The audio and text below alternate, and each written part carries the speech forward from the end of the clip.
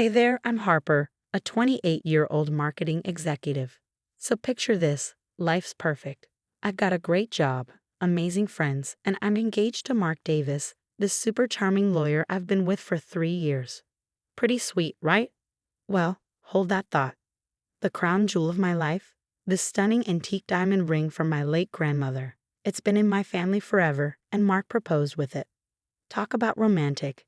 That ring is absolutely breathtaking. My best friend Lisa gushed one day over coffee. You're so lucky Mark used it for the proposal. I couldn't help but beam. I know, right? It means the world to me. At work, my coworker Jack always seemed to hover nearby. Hey, Harper, need help with that project? He'd ask, flashing a friendly smile. Thanks, Jack, but I've got it covered. I'd reply, completely unaware of his crush. Then there was Vanessa, Mark's ex. She'd pop up now and then, stirring the pot. Oh, Mark mentioned grabbing lunch to catch up, she'd say casually when we bumped into each other at a local cafe. I'd force a smile. That's nice. I'm sure you two have a lot to talk about. Later, I'd bring it up with Mark. Babe, I ran into Vanessa today. She mentioned you guys had lunch. Oh yeah, just a quick bite. No big deal, he shrugged. I tried to brush it off, but a knot would form in my stomach. You could have mentioned it, I'd say. Didn't think it was worth bringing up, he'd reply. You know you're the only one for me. And like an idiot, I believed him. We were planning our wedding after all. You're overthinking it, Lisa would assure me on our wine nights. Mark's crazy about you, so I pushed my doubts aside. I had the perfect job, the perfect fiancé, the perfect life. Or so I thought. But little did I know, my world was about to unravel. As Mark and I dove into wedding planning, something felt off. He started acting strange, always glued to his phone and working late. That nagging feeling wouldn't go away. One night, I finally confronted him. What's with all the late nights? Big case, babe, you know how it is, he replied, not even looking up from his phone. I tried to sneak a peek at his screen. Who were you texting? He quickly snatched the phone away. Just work stuff. Don't be so nosy. That stung. The next day at work, I couldn't focus. You okay, Harper? You seem distracted, Jack asked, concern in his eyes. I forced a smile. Yeah, just wedding stress, you know. He nodded sympathetically. If you need anything, I'm here. Later, I met Lisa for lunch and spilled everything. Girl, you're just stressed about the wedding, she reassured me.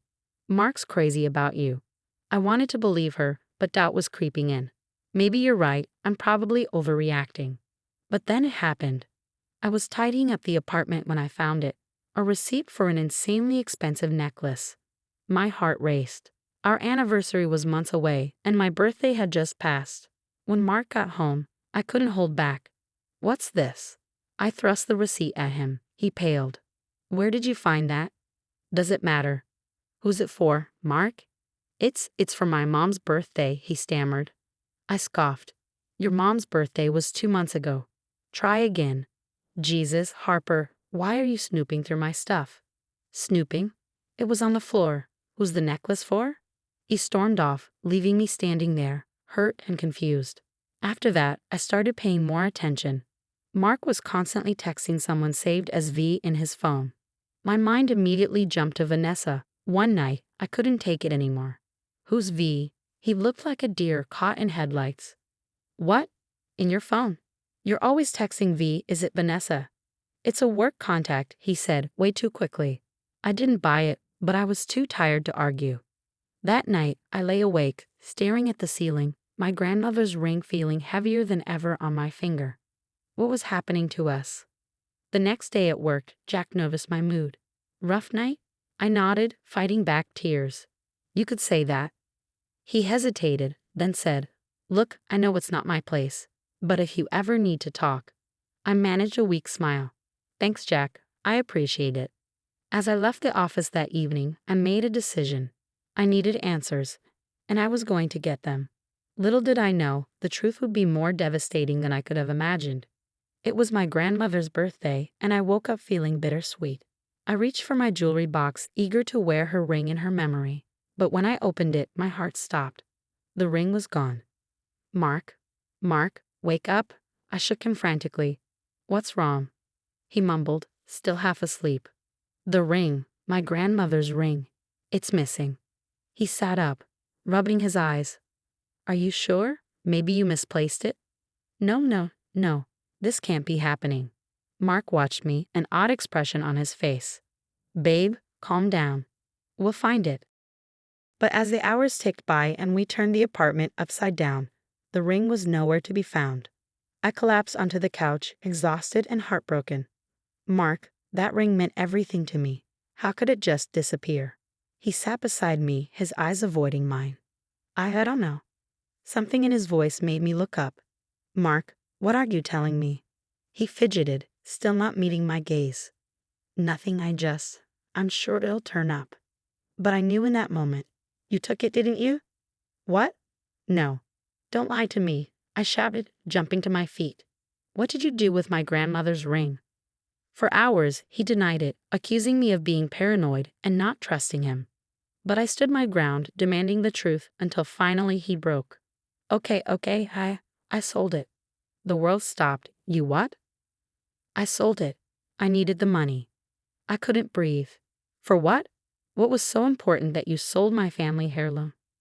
He hesitated, then whispered, for Vanessa's birthday gift. The room spun. Vanessa? Your ex-girlfriend, Vanessa. I'm sorry, Sarah. We've been seeing each other for a few months now. I felt like I'd been punched in the gut. How could you? It just happened. I didn't mean for it to.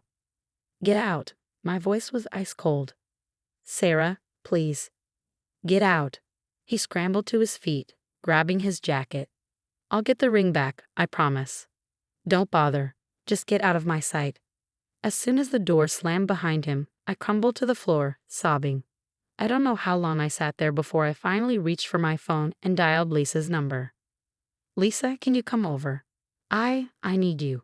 She must have heard the desperation in my voice because she didn't ask questions.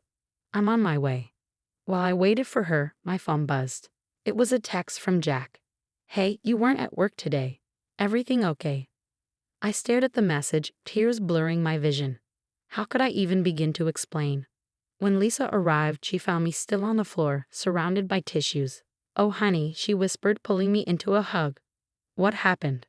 Through sobs, I told her everything, the missing ring, Mark's confession, the affair with Vanessa. That bastard. Lisa hissed. I'll kill him. Despite everything, I found myself laughing weakly. Get in line. As Lisa helped me to the couch, my phone buzzed again. It was Jack. Sarah, I'm worried. Please let me know you're okay. Lisa saw the message and raised an eyebrow. You should tell him. I nodded, typing out a reply with shaky hands. Mark cheated. Sold my grandma's ring. Could use a friend. His response was immediate. I'm here if you need anything. Anything at all. As I sat there, surrounded by the wreckage of my perfect life, a strange calm came over me. This wasn't the end. It was the beginning of my revenge. After the shock wore off, I knew I couldn't let Mark get away with what he'd done. I called Lisa and Jack over to strategize. We need to make him pay, Lisa said, pacing my living room. Jack nodded. I've got a buddy who's a private investigator. He could dig up some dirt on Mark. I smiled for the first time in days. Let's do it. We hired the PI, and boy did he deliver. Turned out, Mark wasn't just a cheater. He was a thief too. He'd been embezzling money from his law firm to fund his lavish lifestyle with Vanessa. Holy, I muttered, looking at the evidence. He's been stealing for months. Lisa's eyes gleamed. This is perfect. We can take him down. We crafted our plan carefully. First, I anonymously tipped off Mark's firm about his embezzlement. Then, I exposed his cheating to our entire social circle and his family. The fallout was spectacular. Mark lost his job and was facing potential jail time. His reputation was in tatters, and I watched from afar as his perfect life crumbled around him. One day, I ran into Vanessa at the grocery store. She looked terrible. Sarah, she said, approaching cautiously. I'm sorry. I raised an eyebrow. For what? Sleeping with my fiancé or spending my grandmother's ring? She flinched. Both. I didn't know about the ring, I swear. And Mark, he's not who I thought he was. Karma's a bastard, isn't it? I said, walking away. Meanwhile, I threw myself into work. My boss noticed my renewed focus. Sarah, I'm impressed. How would you feel about a promotion? I grinned. I feel pretty damn good about it. As for Jack, he finally worked up the courage to ask me out. Look, Sarah, I know you've been through a lot, but I was wondering if maybe you'd like to grab dinner sometime. I hesitated, then smiled. You know what? I'd like that.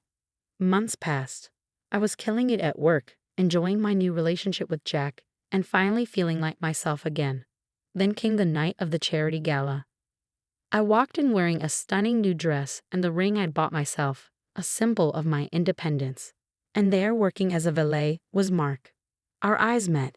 He looked terrible, disheveled, tired, broken. For a moment, I felt a twinge of something, pity, maybe, regret. But then I remembered my grandmother's ring, the lies, the betrayal. I walked past him, head held high, without a second glance. Inside, Jack was waiting for me. You okay? He asked, noticing my expression. I took a deep breath and smiled. Never better. As we mingled with the crowd, I caught snippets of gossip about Mark's downfall. But I didn't care anymore. I was done living in the past. Ready to dance? Jack asked, offering his hand. I took it, feeling truly happy for the first time in ages. Absolutely. As we swayed to the music, I realized something. This wasn't just about revenge. It was about reclaiming my life, my power, my happiness. And I'd done it. I'd won. The story's over, but I've got a question for you. If you were in my shoes, would you have exposed Mark's embezzlement or kept that information as leverage? What would you have done differently for revenge? Drop your thoughts in the comments.